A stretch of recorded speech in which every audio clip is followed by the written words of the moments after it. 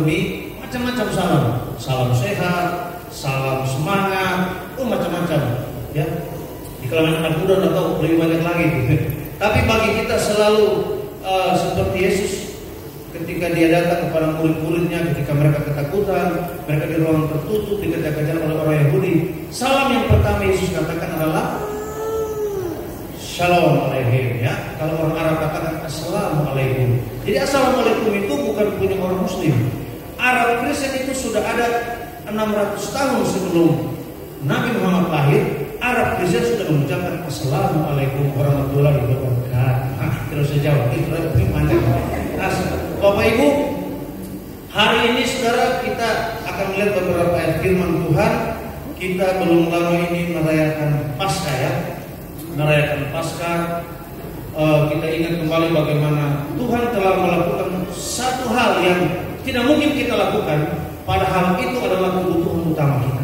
Amin ya. Kebutuhan utama kita adalah keselamatan jiwa kita.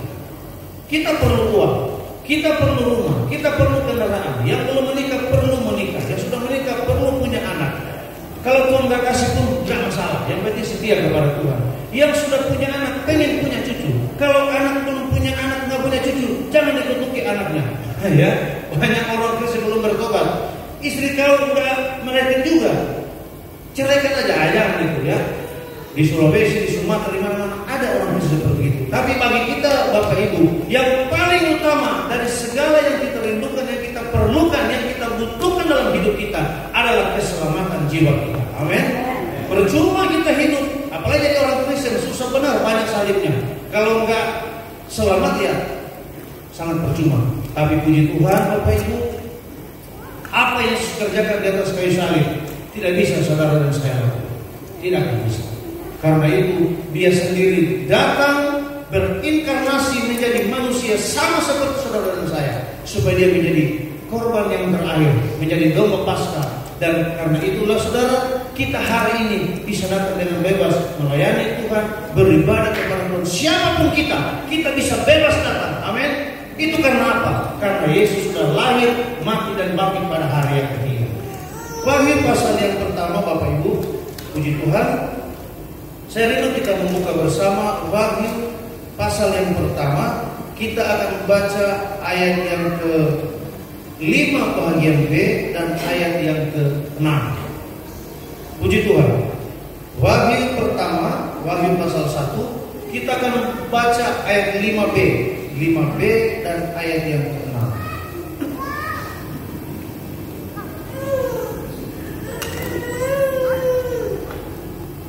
Ya, baik, sudah dapat?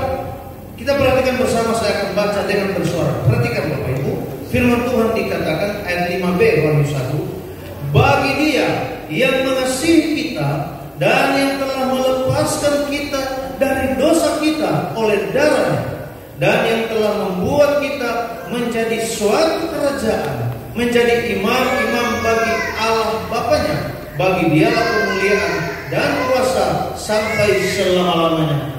Amin. Puji Tuhan. Bapak Ibu membaca rangkaian kata-kata kalimat firman Allah ini, tentunya pada saat kita membaca, kita kembali melihat betapa Tuhan sudah melakukan satu hal yang terbaik, satu hal yang tidak mungkin kita lakukan, padahal itu yang paling kita perlukan dalam hidup. Di sini Wahyu pasal pertama ini adalah pembukaan dari kitab Wahyu, ya. Pembukaan kitab Wahyu, kemudian ada tentang Yesus Kristus, hubungan Yesus dengan gerejanya, dan kedatangan Yesus kali yang kedua. Itu isi kitab Wahyu. Nah, yang kita baca pada hari ini adalah pujian sebenarnya bagi Tuhan, pujian bagi Tuhan Yesus Kristus. Nah, di dalam isi pujian ini dikatakan 5 bagian B, bagi Dia yang mengasihi kita dan yang telah melepaskan kita dari dosa kita oleh darah-Nya. Yang pertama kita lihat di sini saudara, kembali berbicara tentang kasih Tuhan. Haleluya. Saudara, tidak ada manusia ketika ditanya mau dikasih ikan, saya nggak mau. Nggak ada kan? Nggak mungkin. Kalau ditanya mau ke kantor polisi nggak? Kayak gitu. Bahkan ada orang alergi dari kantor polisi, mau urusin dia pakai calon les. Nggak mau, mau ini mau. Tapi kalau mengasihi tidak? Semua pasti mau. Makanya orang paling sakit hati kalau sudah berumah tangga, dia sudah punya suami, tapi suaminya nggak mengasihi dia. Dia punya istri, tapi istrinya nggak mengasihi dia. Begitupun anak. Dia tahu dia punya papa mama. Kalau yang pakai marga jelas marganya seperti saya, marga Santika. Tapi dia merasa orang tuanya kok nggak mengasihi dia. Begitupun kita harus adil ya. Begitupun orang tua. Dia tahu dia punya anak, dia punya mantu. Tapi kok dia hidup sendiri, dia rasa kok nggak ada yang sayang sama saya. Padahal saya punya anak-anak. Itu menyatakan bahwa tidak bisa kita pungkiri, kita butuh yang namanya dikasih. Amin. Oleh karena itu saya suka mengatakan, kita punya istri, kita punya keluarga, kita punya suami, kita punya anak, kita punya teman, komunitas, gereja, ada hamba Tuhan yang mengasihi kita. Tapi tidak ada yang lebih mengasihi kita selain daripada Tuhan Yesus Kristus. Nggak ada, saudara. Silakan saudara cari. Siapa yang lebih mengasihi kita daripada Tuhan? Tidak ada. Tuhan mengasihi kita lebih daripada semua orang mengasihi kita. Hal ini benar-benar harus ditekankan berkali-kali dalam jiwa kita, dalam hati, dalam pikiran kita. Kenapa saudara? Ayat firman Allah dengan jelas mengatakan, banyak yang terpanggil, tapi sedikit yang terpilih. Dan dikatakan, karena bertambahnya kedurhakaan, kasih kebanyakan orang akan menjadi tawar. Jadi memang kasih ini saudara adalah satu yang begitu penting bagi umat manusia. Dan kalau ditanya, apakah Tuhan memiliki kasih? Jawab kita harusnya, justru Tuhan kita itu adalah kasih. Amin saudara. Jadi bukan Tuhan itu punya kasih, tapi Tuhan sendiri adalah kasih buat kita. Nah saudara dikasihi Tuhan, dikatakan bagi Dia yang mengasihi kita. Jadi pujian itu dikatakan di sini bagi Dia yang mengasihi kita. Ingat saudara, kitab Wahyu adalah satu kitab yang agak spesial, ya. Satu kitab yang agak khusus. Kenapa? Karena kitab ini berbicara tentang apa yang sudah terjadi dan yang akan terjadi. Makanya dikatakan dalam ayat 3 pasal pertama, berbahagialah ia yang membaca dan mereka yang mendengarkan kata-kata nubuat ini dan yang menuruti apa yang ada tertulis di dalamnya, sebab waktunya sudah dekat. Ya, waktunya sudah dekat. Kitab ini sudah berisi catatan tentang apa yang akan terjadi. Ada cabang muka Allah, ada hal-hal mengerikan yang akan terjadi di dunia ini. Di kitab ini juga dicatat akan ada satu masa siksaan yang luar biasa, penderitaan yang belum pernah terjadi dan tidak akan pernah terjadi lagi. Itu sama antikristus. Ya, saat pandemi ini sempat heboh ya di medsos. Ada saya punya teman satu, ibu saudara, saya kurang tahu dia dari aliran gereja mana. Tapi aliran gereja ini tidak lagi menggunakan kata Allah, ya, nggak masalah. Kalau masih menggunakan Yeshua HaMashiach, itu kan nama Yesus kalau tidak salah dari bahasa Aram atau bahasa mana, nggak masalah. Tapi ketika mereka mengatakan kita ini yang masih menggunakan nama Allah sesat, disitulah kesesatan mereka. Ya, jadi di Facebook ibu ini begitu ramai menyangkut COVID-19, dikait-kaitkan, bahkan sampai aduh kasihan banyak pendeta terjebak, kasihan banyak umat terjebak menerima vaksin. Ini adalah satu kekonyolan saudara, ya, satu kekonyolan. Semua yang terjadi soal vaksin, ya, barcode itu sudah ada, bahkan saya masih SMP, setahu saya sudah ada. Imunisasi sudah ada waktu kita masih kecil, imunisasi divaksin supaya jangan kena campak dan lain sebagainya. Ya, semua ini akan ada. Ini adalah perkembangan teknologi. Daniel pasal 12 juga mengatakan bahwa pengetahuan itu akan bertambah-tambah, baik dunia rohani maupun dunia sekuler, ilmu pengetahuan. Itu sudah nubuatan firman Allah. Nah, antikristus nanti akan menggunakan semua teknologi, dia akan pegang semua untuk menguasai umat manusia. Jadi belum sekarang saudara, belum sekarang. Nah, dalam ayat ini dikatakan bahwa Dia yang mengasihi kita. Yang pertama kita lihat di sini betapa Tuhan mengasihi saudara dan saya. Hal ini saudara jangan pernah kita bosan mendengarkan, membaca dan menelaah Alkitab tentang bagaimana Tuhan mengasihi kita. Sebab kenapa saudara? Ini adalah inti daripada iman kita. Ya, inti iman kita bukan amal soleh, amal perbuatan. Ya, Kalau aliran-aliran kepercayaan yang lain, intinya itu perbuatan baik. Hanya Kristen yang mengajarkan bahwa inti iman itu adalah kasih. Hanya Kristen, saudara. Jangan saudara berpikir Blur ini, Pak Pendeta ini ente ngomong mungkin keluarganya Kristen semua. Enggak, saudara. Keluarga saya terbagi. Nggak ada yang Hindu ya, karena nggak ada darah Bali. Ya, ada yang. Tapi saudara, ini bicara tentang keyakinan kita. Betapa satu-satunya yang bisa mempertahankan, membuat kita setia kepada Tuhan, kita harus ingat bahwa Tuhan itu sangat mengasihi saudara dan saya. Karena tidak ada kekuatan-kekuatan pada kasih. Injil katakan tinggal ketiga hal itu: iman, pengharapan, dan kasih. Dan yang paling besar bukan iman, bukan pengharapan. Walaupun iman bisa memindahkan gunung, iman bisa membangkitkan orang mati, iman bisa membuat orang yang nakal bisa menjadi bertobat, tetapi lebih daripada iman adalah kasih. Bahaya kalau iman kita gede tapi kasih kita kecil. Bahaya. Kita akan menjadi orang Kristen rohani yang ambisius. Pengen ini. Pokoknya pengen. Alasannya cuma satu: Yesus kan luar biasa, kita cuma luar biasa. Tapi apakah engkau setia? Itu persoalan.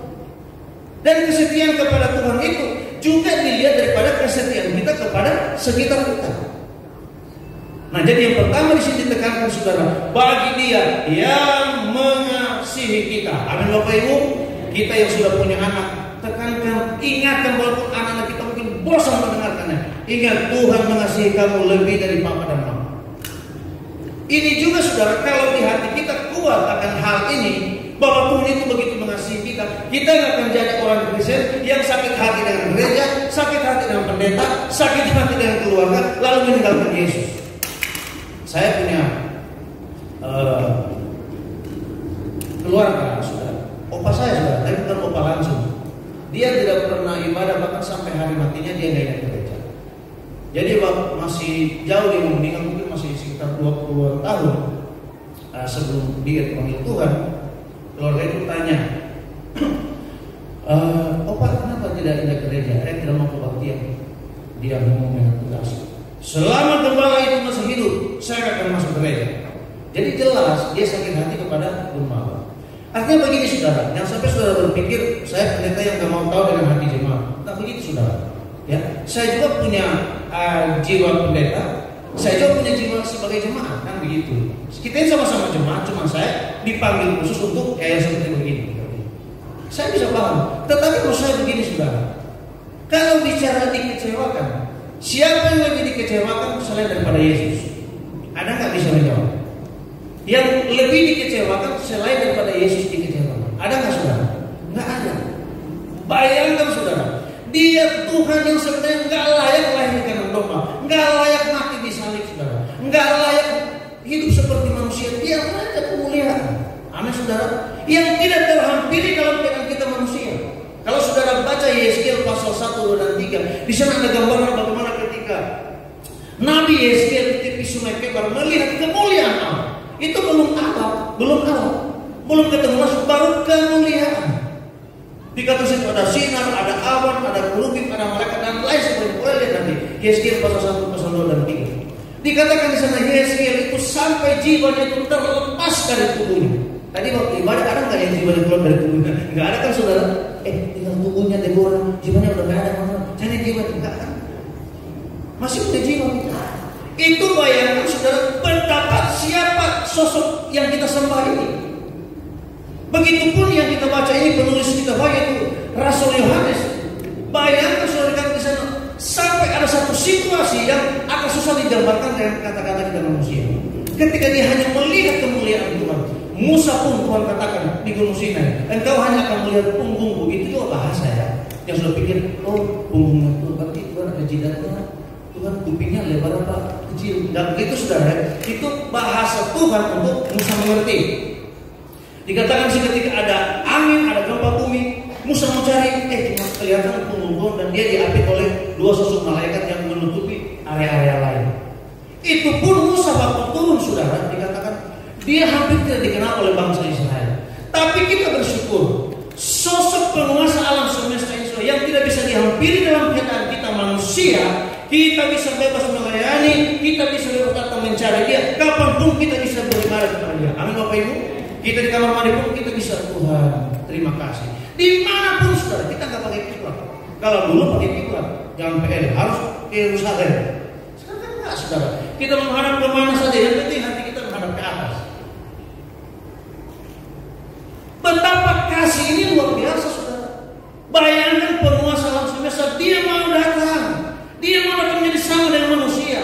Bahkan dalam kitab Filipi dikatakan di sana, dia memasukkan dirinya sampai seketika saatnya dia lebih rendah dari mereka. Kita jangan berteologi ya tuh.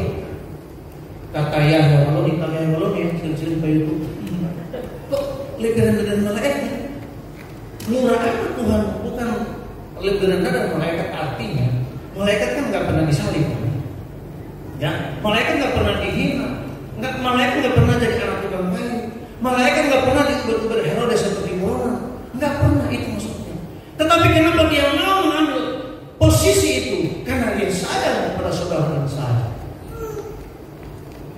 Maka saya katakan saudara, tidak ada kebodohan lebih bodoh daripada orang kenal Tuhan meninggalkan Tuhan. Nah, ada. Saya itu punya tante saudara, sampai dia meninggal, dia tidak punya kesempatan untuk kembali kepada Yesus. Dan ini beban saya paling besar. Kita nggak usah dulu menjangkau Cina, ya, kemarin Cina, menjangkau Eropa, menginjil ke orang Eskimo. Saudara-saudara kita dulu deh. Ayo Bapak Ibu, dasarnya itu perlu ongkos gede. Mau ke Afrika punya nyali besar. Dia turun aja dari pesawat, orang Afrika, wah, tampaknya beda nih. Oh, tampang Asia nih. Udah berani nggak kita? Tapi ada di sekitar kita. Ada ladang yang harusnya kita sampaikan bahwa ada satu pribadi yang begitu mengasihi kita. Nah, dikatakan di sini saudara, bagi Dia yang mengasihi kita, yang telah melepaskan kita dari dosa kita oleh apa saudara? Oleh darahnya. Puji Tuhan. Jadi dikatakan kita sudah dilepaskan dari dosa-dosa kita oleh darahnya. Luar biasa saudara pekerjaan Allah ini. Di sini dikatakan yang telah melepaskan kita dari dosa-dosa kita. Misalnya begini, misalnya contoh. Ini kita, ya, Mike, ini kita. Ini dosa kita. Di sini kan nggak dikatakan bahwa Yesus menebus dosa yang kemarin. Nah, yang berikutnya nggak tahu, nggak kan saudara? Ayat ini hanya mengatakan kita dilepaskan dari dosa-dosa kita. Jadi mau dosa kemarin atau bahkan dosa yang belum kita lakukan. Misalnya minggu depan kita berdosa, kita nggak tahu bikin apa, gitu urusan pribadi kita ya. Dosa minggu depan pun saudara yang kita baca hari ini itu sudah dilepaskan kita daripada bahaya maut dari dosa itu. Luar biasa kan saudara? Memang Allah itu nggak logis, nggak bisa dipikirkan. Nah, inilah karya yang luar biasa dikatakan di sini. Dia yang mengasihi kita telah melepaskan kita dari dosa-dosa kita. Jadi betapa karya penebusan ini luar biasa. Nah saudara, ada 3 poin yang kita lihat hari ini. Yang pertama, kita baca selanjutnya saudara. Kita baca selanjutnya ayat 6.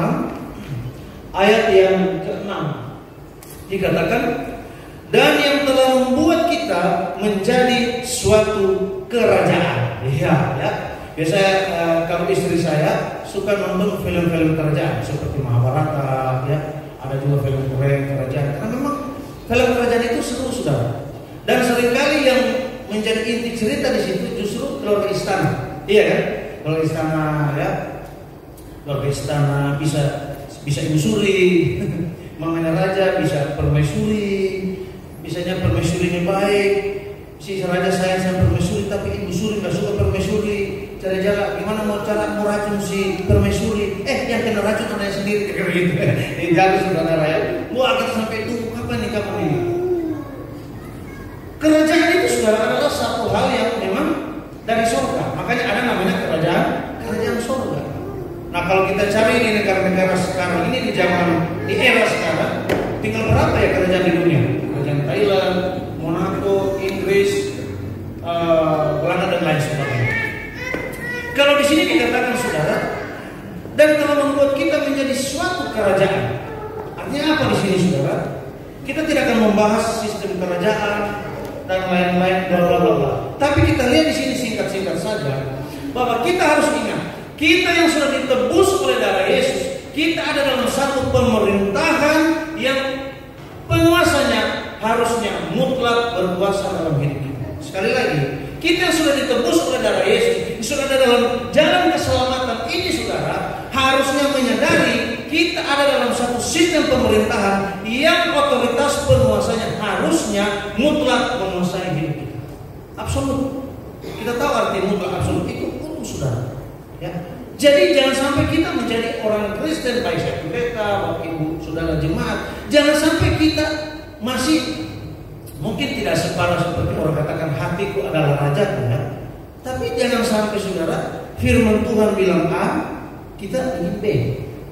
Kalau kita belum pernah baca, belum pernah dengar ayat itu, kita nggak lakukan, oke. Tapi kalau kita sudah pernah membaca, mendengar, apalagi sudah berkali-kali saudara disamperin kata orang Betawi sama ayat itu, berarti saudara punya hutang dengan Tuhan. Salah satu bukti nyata kita mengakui Yesus adalah Raja dalam hidup kita, dalam rumah tangga kita, dalam pekerjaan kita harus ikuti apapun kata firman. Amin, Bapak Ibu. Itu tandanya bahwa saudara menghargai karya penebusan Yesus, dan saudara tahu bahwa Wahyu pasal 1 mengatakan kita ada dalam satu sistem kerajaan, dan satu kerajaan ada rajanya. Raja kita adalah Tuhan Yesus Kristus. Amin, Bapak Ibu. Ya, mungkin ini menjadi satu beban bagi kita, namanya kita manusia, kita daging, kan?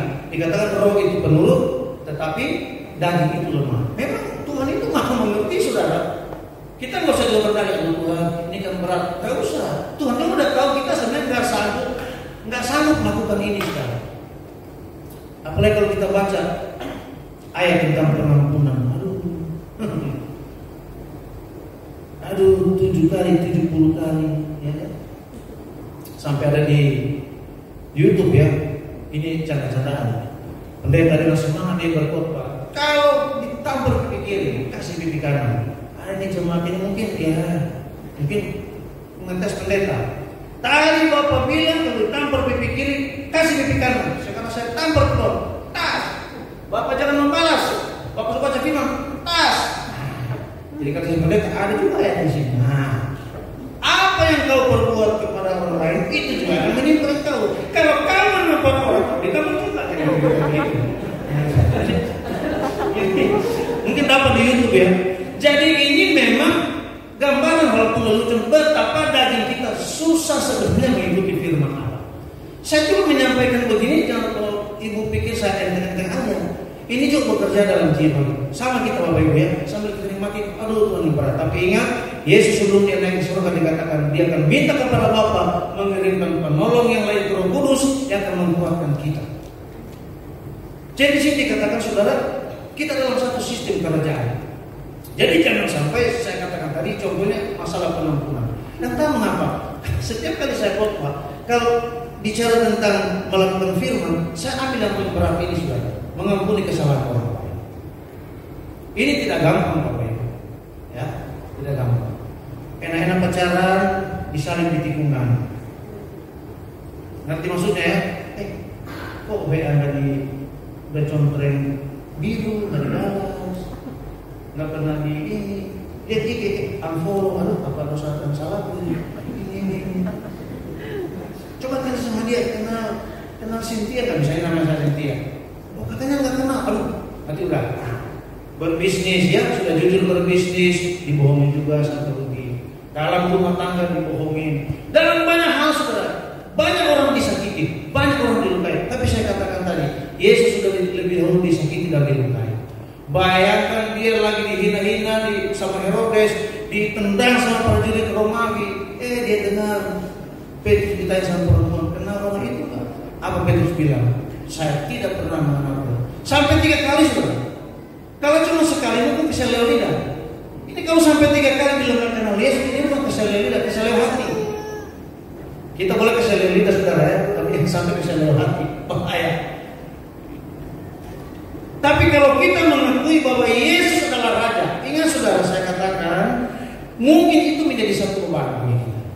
Kita akan mengikuti aturan-aturan firman Allah, tapi ingat ada berkatnya. Amin, Bapak Ibu. Tuhan tidak pernah menuntut satu poin dan tidak ada penyeimbangnya, yaitu berkat. Saya ulangi, ya, Tuhan tidak pernah menuntut satu poin dan tidak ada penyeimbangnya, yaitu berkat. Amin.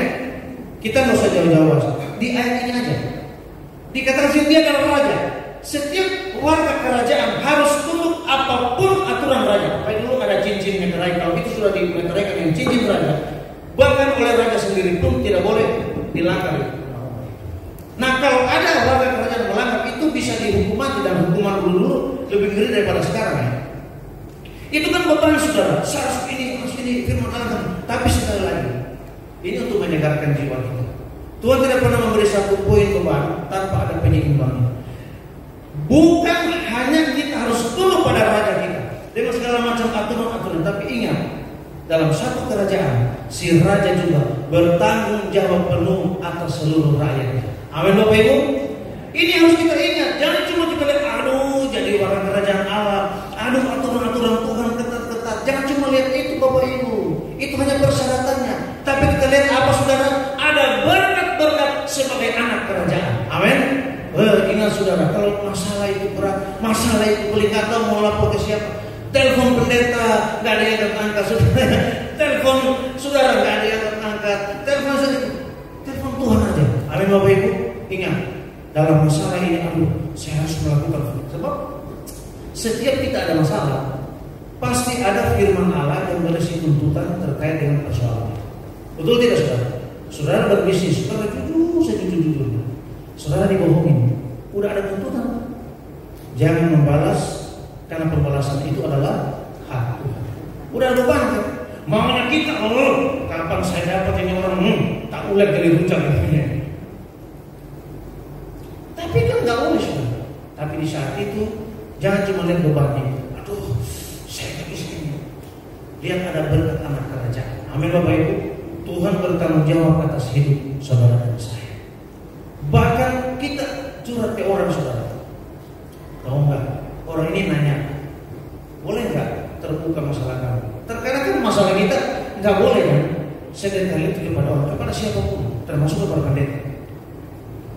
Tapi kalau kepada Tuhan, bahkan dikatakan bahasa air mata pun dia bisa mengerti. Amin.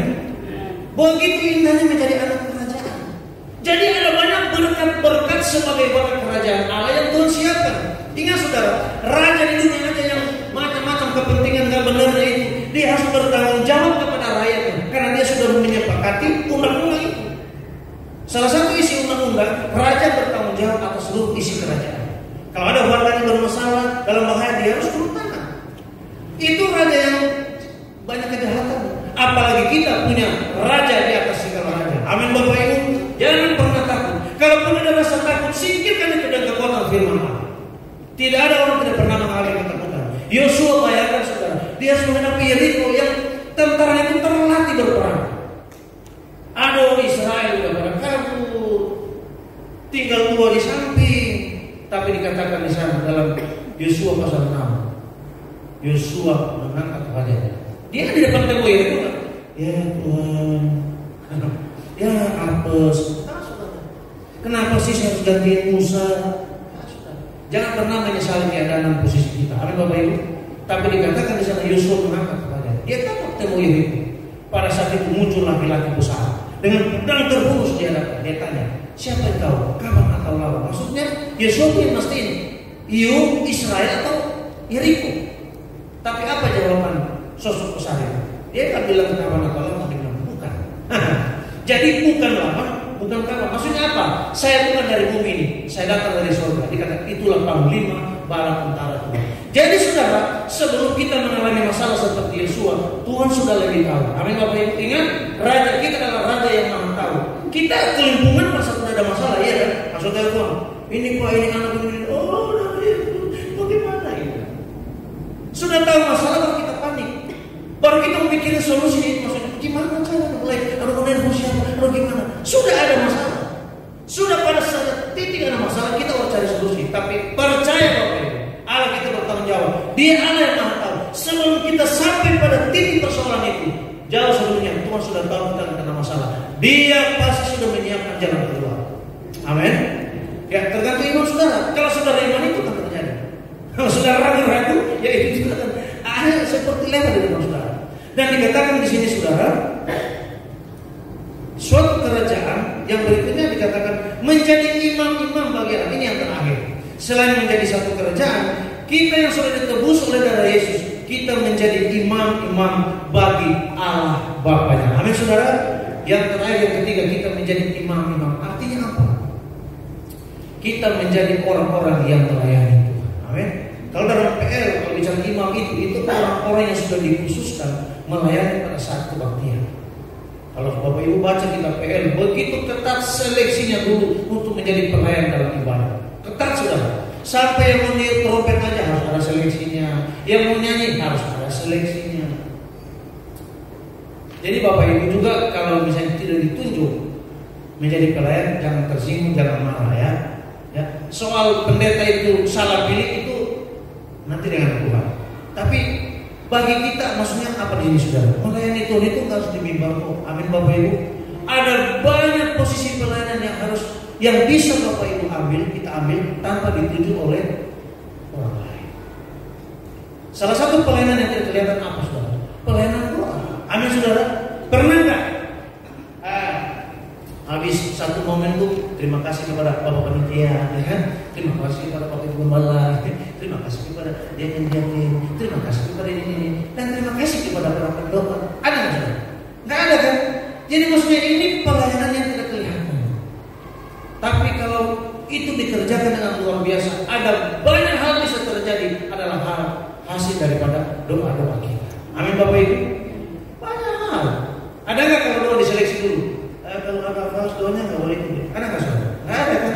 Terserah, haleluya, terserah. Yang penting berdoa. Jadi saudara dikatakan sini menjadi imam-imam bagi Allah Bapanya. Jadi kita sudah ditebus oleh darah Yesus. Hendaknya kita menjadi orang-orang yang melayani Tuhan. Amin Bapak Ibu. Melayani Tuhan. Tanamkan kepada anak-anak kita jiwa pelayanan itu. Memang apalagi di dunia GPDI, biasa anak-anak itu tanya, mau jadi hamba Tuhan, mau sekolah kita. Kenapa? Udah lihat mama papa nggak punya duit. Tapi anak saya di belakang depan saudara sampingnya Ray, depannya lagi itu anak saya. Jadi kalau dia ditanya, Silvan mau jadi apa? Gede, pendeta dan gamers. Jadi katanya pendeta jadi gamers juga. Namanya anak-anak masih SMP ya. Jadi belakangan saya tanya lagi, mau jadi pendeta? Jadi pendeta. Ya, saya nggak pernah masak. Tapi kalau besok-besok hidup jadi polisi aja ya udah, mungkin itu hanya anak kecil keselio lidah. Tapi kalau sudah bernasar harus dilakukan ya. Jadi orang yang melayani Tuhan. Amin Bapak Ibu. Ada banyak hal yang bisa lakukan. Bahkan pelayanan itu Bapak Ibu sudah tahu. Cuma diingatkan kembali. Justru pelayanan itu bukan dimulai di gereja. Dimulai di mana Bapak Ibu? Dimulai dari rumah kita masing-masing. Di rumah itu seleksinya saudara. Di rumah itulah trainingnya. Kalau kita sudah bisa melayani dengan baik di rumah, baru kita bisa melayani di rumah Tuhan. Di situ seleksinya. Dan di sini saudara hanya dua hal yang kita lihat hari, tiga hal. Dua hal itu adalah hasil daripada kesadaran kita. Kita adalah anak-anak kerajaan. Ingat, Tuhan bukan hanya menuntut aturan kerajaan, tapi ada berkat sebagai warga kerajaan. Amin. Kalau saudara dalam masalah, saya sudah bilang, jangan pernah berkata saya cuma sendirian. Nanti hari Rabu kami berempat akan terbang ke Poso karena adik saya menikah. Adik saya ini satu-satunya adik saya cewek akan menikah. Dan ibu saya juga sendiri. Dan ibu saya ini saudara nggak punya sepupu, kakak adik. Ada sepupu tapi berjauhan.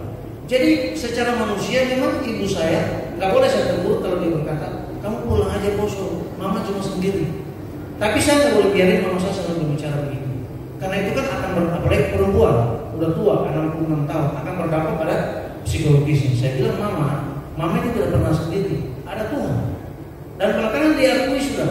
Masa perang mulut biasa laki-laki sama mamanya, bukan perang mulut maki-maki, maksudnya adu argumen. Tapi saya dengar dulu dia curhat. Tapi saya selalu bilang saya ini polisi aja mau pindah itu ada banyak susah. Dia harus mengajukan ke Polres, ke Polda, macam-macam. Tapi hamba Tuhan tak bisa main pindah, saya bilang mama. Tapi nanti pulang ya. Nah ini kayak mau pulang ini saya pulang lagi sudah menghadapi kerinduan orang tua ini. Kalau masuk konstipasi nanya-nanya bagaimana? Saya bilang pokoknya posisi hati saya kami sekarang ini 50-50. Jadi mau di Depok mau di poso. Artinya ya Tuhan tahu di mana saja. Kalau Tuhan tetap bertahan, nanti sudah di sana nyari-nyari, ternyata dibawa pulang ke Depok, tapi Tuhan punya maksud di Depok. Kalau masih pengen di Depok, datang Tuhan bawa ke poso, ya ada cara Tuhan. Pokoknya saudara, intinya sesuai dengan poin yang kedua tadi, melayani Tuhan itu juga harus sesuai dengan kehendak Tuhan. Amin Bapak Ibu. Jangan sampai kita berdalih, berarti saya melayani, tidak bisa saudara. Itu juga ada aturan-aturan. Nah puji Tuhan, semuanya karena kita menyadari satu hal, bahwa Yesus sudah mati buat saudara dan saya, dan dia bangkit pada hari yang ketiga, tanda kemenangan juga buat saudara dan saya. Puji Tuhan, Tuhan memberkati.